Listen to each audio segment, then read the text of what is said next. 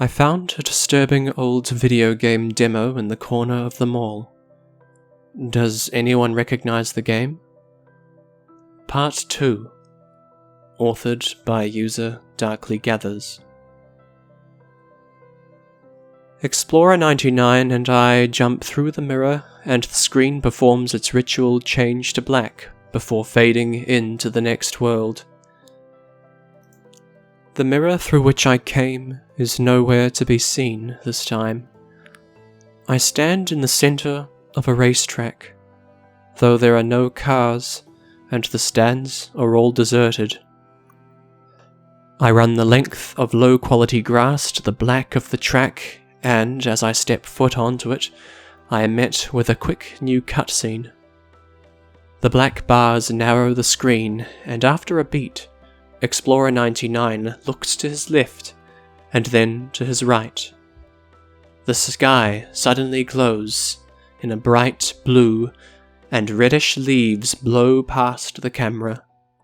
Faint, ghostly apparitions of cars race around and around, with accompanying sound effects that quickly drift away into nothing. "We would come here together," 99 says with his text box. "They did not mean to leave me behind." And, as before, the cryptic cutscene comes to an end. The sky fades to its original grey, and the spectral cars all disappear. The silent melancholy returns, and I run around the length of the stadium, jumping and bumping into walls, exploring every inch for a clue, for something, for anything. Round and around. There are no objects to interact with here. I don't find a single thing until I have left through a narrow archway in the stadium's wall. In front of me is a pile of tires and a glowing white box in the grass. Bumping into the tires sees them spill and roll out over the grass. The grass which forms the endless flat landscape to the horizon in all directions. "No, not all directions," says 99, and I clench the controller tight. Can you hear me? Or my thoughts?" I whisper. But there is no response. The glowing white box, once I'm standing in it, allows me to select it. Doing so only creates the following message: "Insufficient parts for new vehicle." I try bumping a few tires into the box along with me, but they do nothing, and the message remains unchanged. So I start to run around the outside of the stadium walls. Round and round I go, sticking close to the walls at first. I have an irrational fear that if I stray too far, then I will be swept away across the vast plains towards nothingness and oblivion. But this does not happen, and after a few minutes of the receptive tap, tap, tap of 90's feet, I reached the other side of the stadium, and there up ahead, in the distance, stands an enormous, singular mountain. It rises from the grass far away, and the face of a girl is carved into the mountain rocks. She stares up longingly to the sky, and a flicker of melancholic familiarity passes over me. It's a feeling I didn't understand back then, and one I can only give words to now. "Who is she?" I ask, but 99 says nothing. I push aside my fears of the vast and empty nothingness, and set out across the pixelated plains towards the mountain, running in as straight a line as I can. It seems like I'm simply running in a place for a while, but then it becomes clear that the mountain is growing larger, steadily drawing near, and closer at a creeping pace. A vehicle would help, I murmur aloud. I could drive there quicker. She drove the best. She drove the furthest, says Explorer 99. My fear ripples with his words. I do not understand, but I want to. I want to understand so badly. The sense of barely scratching the surface is maddening. I need to know more of what happened here.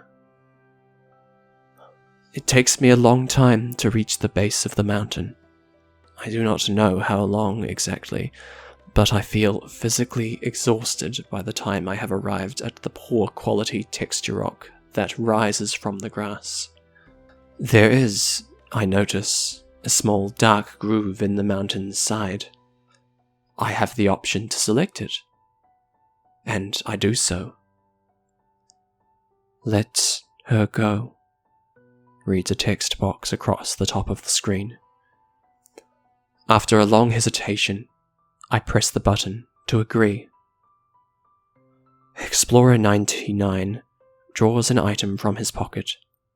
Something mostly red and a little green, and more colourful than anything else I have seen so far in this world, or any of the others. He places it carefully into the groove, and it disappears from sight. A doorway opens in the base of the mountain. I turn to take one last look at the faraway stadium, now small in the distance, then step on through the doorway and disappear into the mountain's tunnel. The screen fades to black. And when the colour returns, I am back in the forested ruins. The once shiny portal of a mirror is now cracked and grey, and as before, a placard has appeared at his base. I tap the button and select it to read what it says. In memory of those precious to us, to those who dared to drive, their spirit we hope to construct one day for ourselves. We take a time to reflect. Music has started to play from the game. I now realized, though I could not have pinpointed when it started exactly, a gentle yet stirring 8-bit violin alone in the background. Its chords are long and eerie. I jump through the ruins, down a corridor leading into the dark. There's a large hole in the ground here. I do not know if jumping down would lead to a new area, or if it would kill me. So I give it some distance for now. There is a mirror beside it, at least, and I run towards it, jumping through to the next plane. The screen fades to black, and then, after taking a moment to load, I find myself standing in a desert. Pale, yellowish-grey dunes rise up, and all around, and simple, pixelated, faraway clouds drift across a dark and purple sky. I am unable to run particularly high up the dunes. After a certain point, I simply slip back down to the sandy tracks, so I make my way around them instead. The camera pans way back, and I become a tiny figure in the center of the screen, my footsteps small and distant as I cross the desert. The alienation is terrifying. I am desperate to see another character. Any character. At all. an enemy would do. But there is nothing. There is only solitude. Some of the dunes give way after a while. The enormous, broken skeletons of monsters lay splayed out across the sands, most half-buried. Dinosaurs, maybe? Or dragons? But they are all long dead now. I used the bones of one such wreck as platforms to jump up, until I could reach a new level above the tracks through the dunes. I pass by a rusted and damaged old klaxon suspended high on a battered metal pole through the sands, and as I do, it starts to wail. It's slow at first, rising to a crescendo, but it gets louder and louder. I can feel it rattling around in my head as I start to panic. A text box appears. The storm approaches. Do you remember the storm? And sure enough, in the distance, great billowing clouds have begun their approach. Faded and low-textured at first, but coming clearer and clearer. Lightning sparks from cloud to cloud. It's coming. I start to run, jumping desperately across the desert, but there is nothing. No protection that I can see at all. As if in response to this thought, the camera suddenly changes, and a dark shape becomes visible up ahead down one of the tracks. I turn to head towards it as the rumbling of the storm grows closer and closer.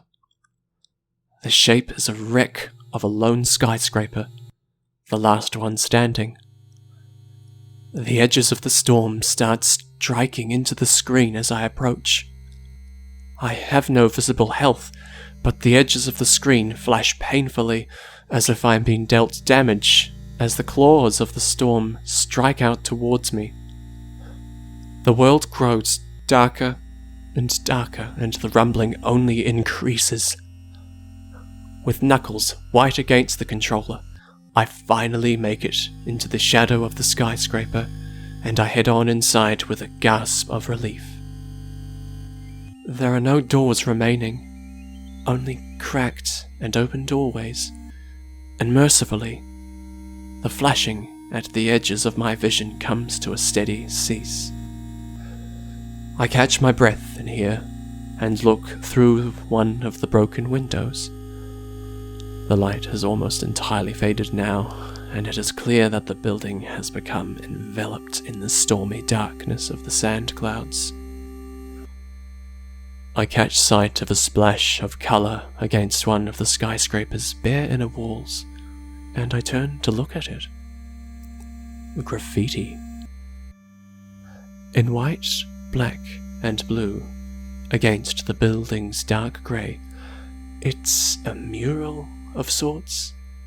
A group of people, all with the rough body shape of the titular character, Explorer 99.